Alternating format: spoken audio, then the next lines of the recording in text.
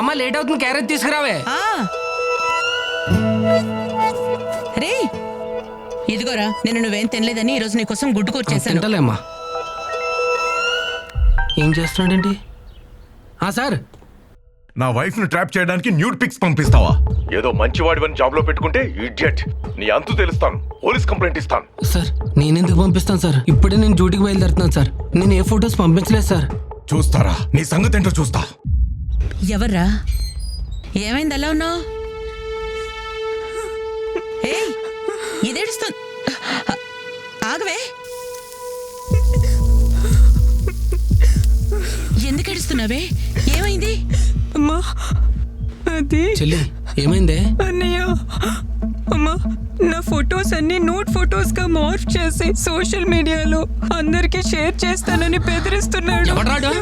అది నువ్వు లోన్ తీసుకున్నావంట కదా, అది రీపే చేయలేదని నా ఫొటోస్ అన్ని సోషల్ మీడియాలో అప్లోడ్ చేస్తానని వార్నింగ్ ఇస్తున్నారు.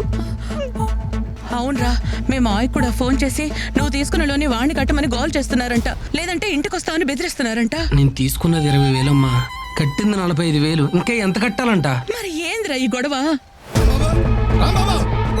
చేసిందంతా చేసే లోపల దాక్కుంటా పెట్టరా, బయటికి రా. ఎద్దావా ఎరా, మీ పక్కింట్లో దిగిన పాపానికి మమ్మల్ని ప్రశాంతంగా బతకనివరా?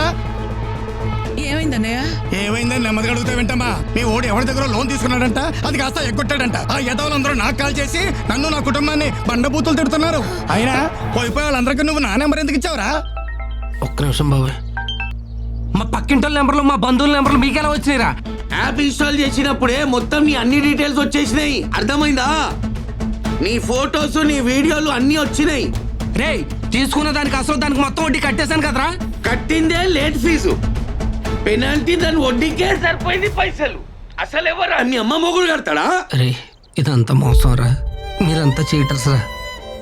రే మీరు అసలు మనుషులేనారా? ఏదో అవసరంలో కొద్దిగా లోన్ తీసుకున్న పాపానికి నన్ను ఎంత హింసిస్తారా?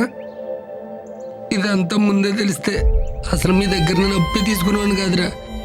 చెలగల్లన్న రక్తం అంతా పీల్చేస్తున్నారు కదరా. అరే అరే, ఇవన్నీ అప్పులు తీసుకునే ముందు ఆలోచించాలి. కడతావా చేస్తావా? మొత్తం అయిపోయి నేను చచ్చిపోయా. ఇలాంటి యాప్స్ డౌన్లోడ్ చేస్తే మీ కాంటాక్ట్స్, ఫొటోస్, వీడియోస్ మరియు బ్యాంక్ అకౌంట్స్ హ్యాక్ చేసి డబ్బులు కట్టకపోతే ఆ ఫొటోస్ని రాంగ్గా మార్ఫింగ్ చేస్తామని బెదిరిస్తారు. అందుకే ఇలాంటి వాళ్ళని రిపోర్ట్ చేయండి.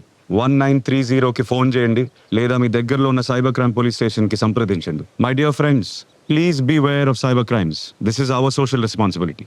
Thank you.